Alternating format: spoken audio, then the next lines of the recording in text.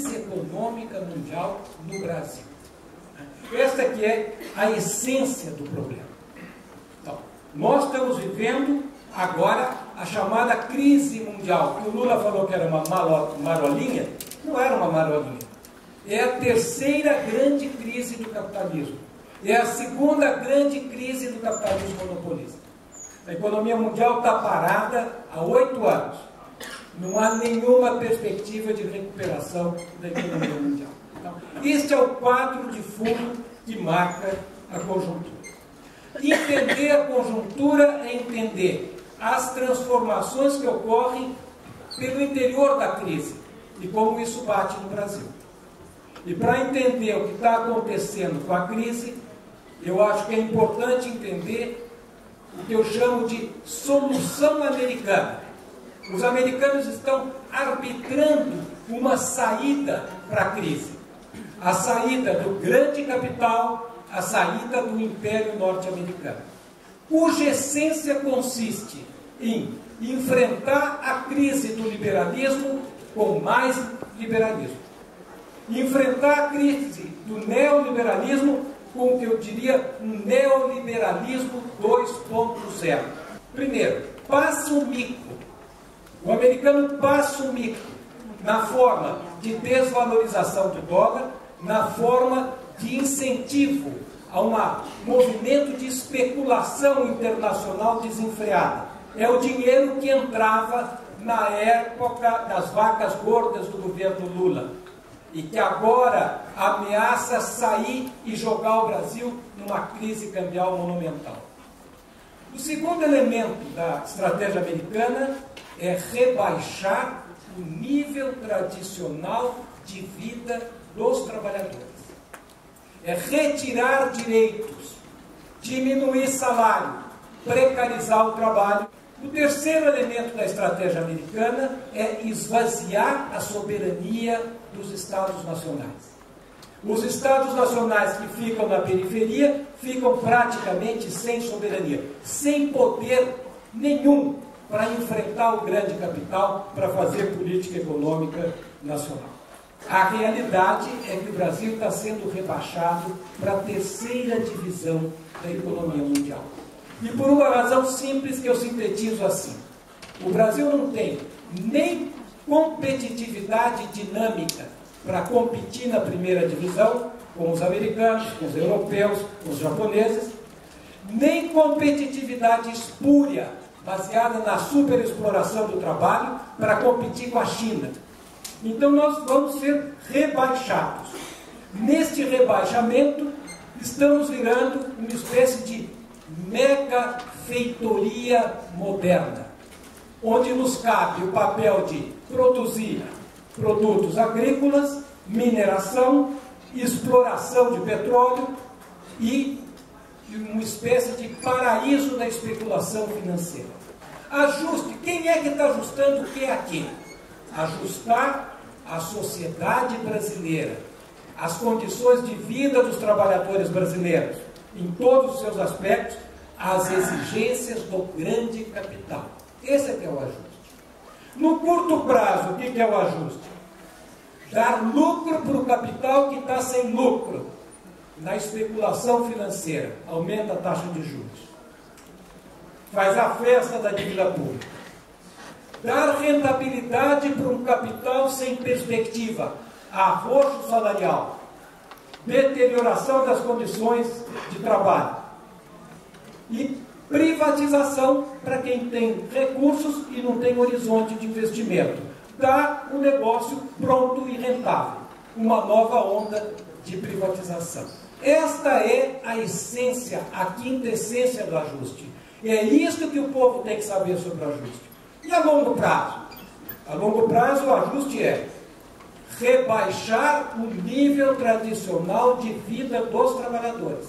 Arroxo salarial. Precarização do trabalho. Esvaziar a soberania nacional e aprofundar a especialização regressiva do Brasil, para que ele se converta o mais rápido possível numa grande feitoria moderna. Este é o ajuste. É o curto prazo e o longo prazo. E no meio do caminho? No meio do caminho, ficamos no limbo, numa longa estagnação, à espera que a economia mundial se recomponha, que o Brasil tenha algum nicho de entrada no mercado mundial para poder recuperar o crescimento. Na verdade, é um ajuste que vai jogar o Brasil numa tremenda recessão. A recessão é funcional, porque a recessão enfraquece a classe trabalhadora, porque o desemprego disciplina a classe trabalhadora, e isso é necessário para que isso seja uma feitoria moderna, sem perspectiva de sair. Isso é importante para quem faz política. Em primeiro lugar, evidentemente que essa crise, uma crise econômica dessa magnitude, ela não se improvisa.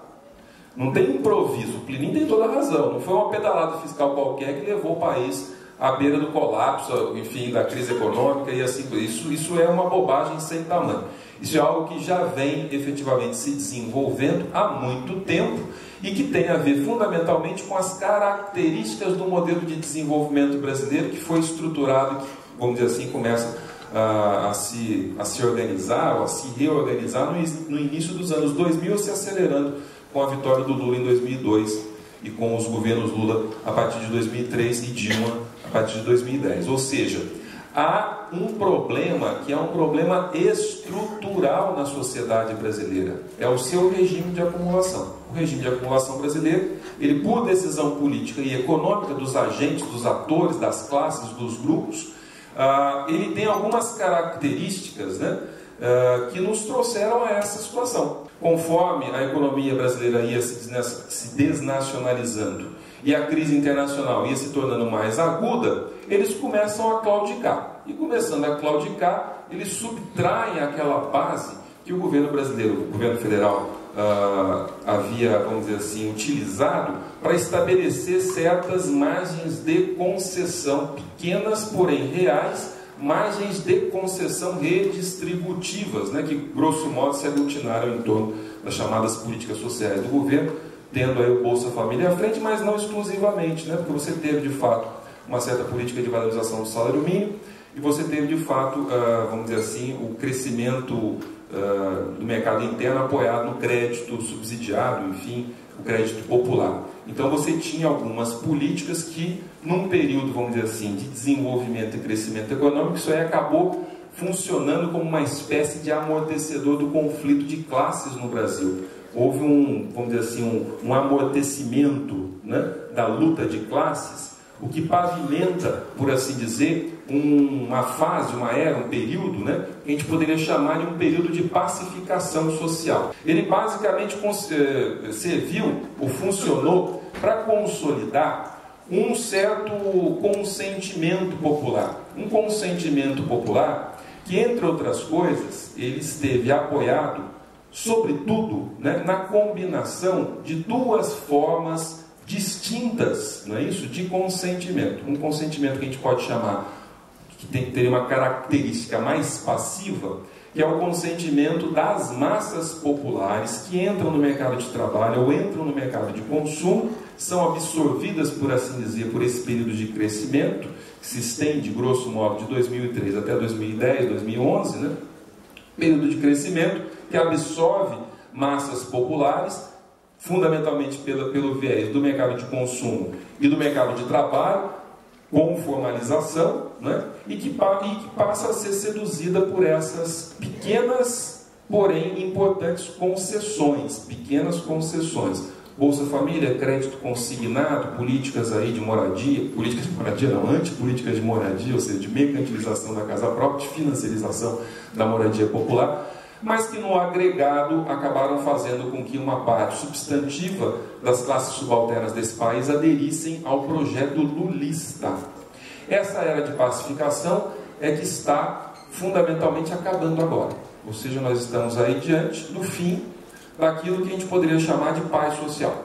Ou seja, o fim desse projeto lulista, que colocou em primeiro plano a reprodução ampliada do poder burocrático em escala nacional, organizado em torno dessas pequenas concessões que o crescimento econômico garantia à burocracia do PT, da CUT e dos movimentos que aderem ao governo. E eu não tenho dúvida de que essa crise é também uma oportunidade para o PSOL.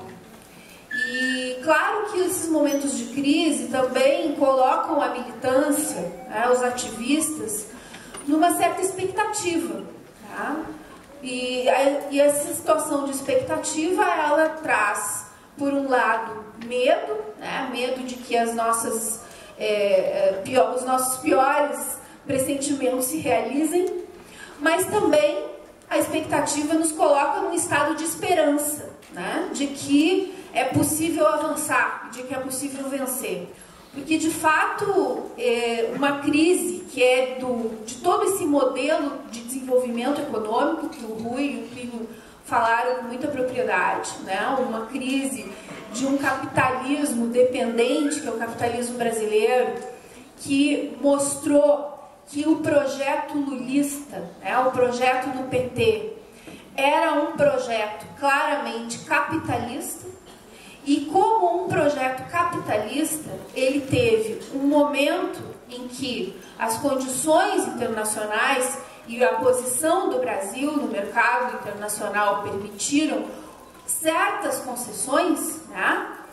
Um pouquinho de aumento no salário mínimo, um pouco mais de dinheiro no Bolsa Família, crédito.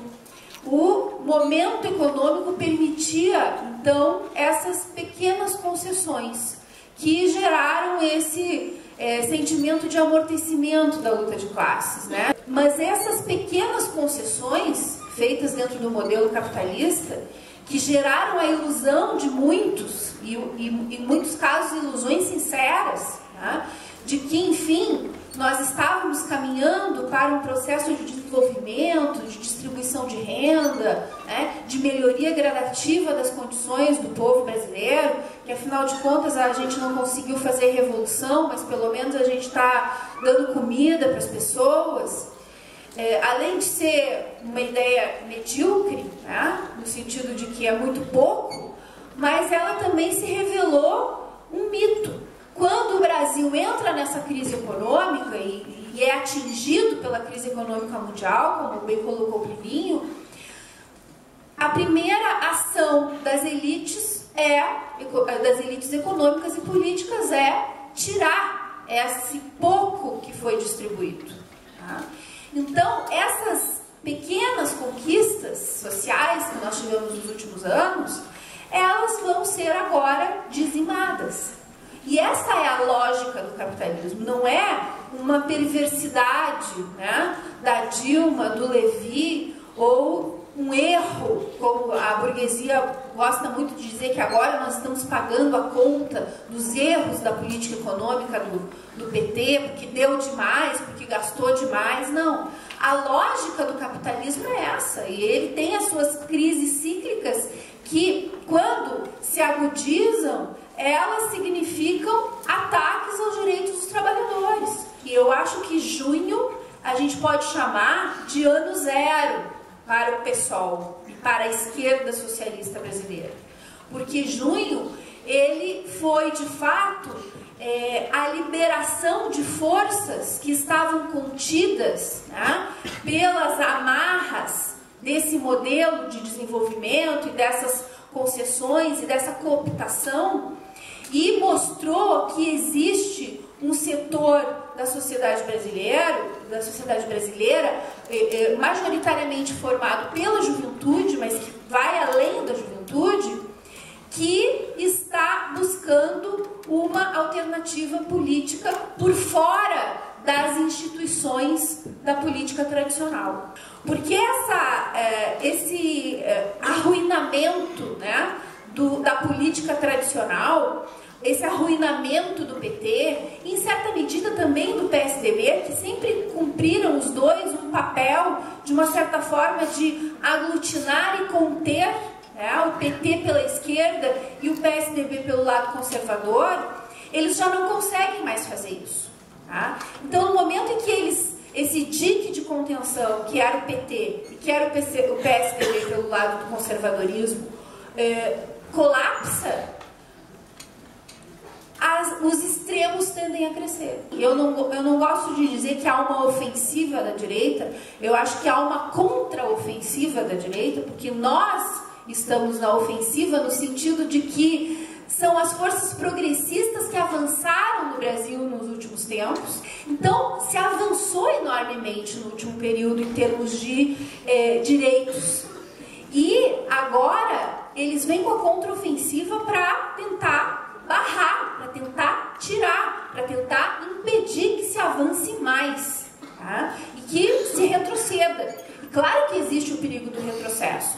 Por isso que eu digo que nós estamos num momento de expectativa, de polarização, porque são as forças da esquerda coerente que podem crescer, e são as forças da direita mais dura que também podem crescer.